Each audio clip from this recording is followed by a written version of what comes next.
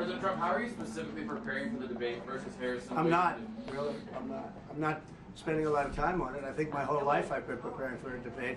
You know, you can go in and you can have all sorts of sessions. I watched Mitt Romney go in and he worked so hard. 4 weeks he locked himself into a log cabin, and then he developed lockjaw. He couldn't speak. I watched other people. I mean, you have to be real. You know, you can't cram knowledge into your head for, 30 years of knowledge in 1 week. So, there's a little debate prep, but I've always done it more or less the same way. And you have to know your subject, and I think I know my subject. I think I know it better than anybody. I created the greatest economy in history. We rebuilt the military. We had no wars other than ISIS, which I inherited, and I beat ISIS in 4 weeks. 4 weeks. We rebuilt the military. And then you see they gave away a lot of the stuff that I rebuilt. They gave billions of dollars away to Afghanistan. And in addition to the dead soldiers that we were just celebrating, I mean, great people, we were just celebrating them. And the press won't mention Afghanistan. Do you ever hear them mention it? They don't even talk about it.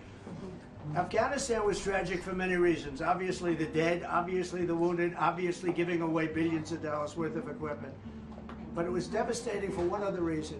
Because of Afghanistan, it showed our enemies that we're incompetent. That we have an incompetent president, an incompetent vice president, and look, Putin would have never, if I were president, he would have never gone into Ukraine. When he saw that, when he saw Afghanistan, he said, this is a great time, let's go. Because it was the apple of his eye. I know him well, but I always said, Vladimir, you're not doing it.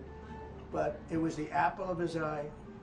When I was gone, and we have this guy that doesn't know he's alive, and when that happened, Afghanistan happened, which was so tragic and so incompetent, Putin said, these people are highly overrated. Anyway, he would have never gone in. If you didn't have the Afghanistan, he would have never gone in. Okay, thank you. We're making another stop. We're going to Michigan. And next stop is Michigan. We're going to save the auto industry because we're not going to have an auto industry. They're making all electric cars. They're all going to be made in China.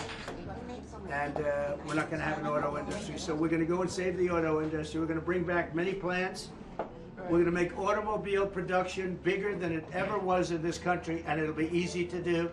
And we're not going to let China build massive auto factories in Mexico, where they're building them right now. They're building massive factories in Mexico, and they think they're going to make cars in Mexico, sell them into us, and we're going to lose all our jobs. Not going to happen. These people that love Vietnam also, they're very smart people, great business people, great successful business people. When they hear that, you understand just instinctively that I'm right. Thank you all very much. I appreciate it.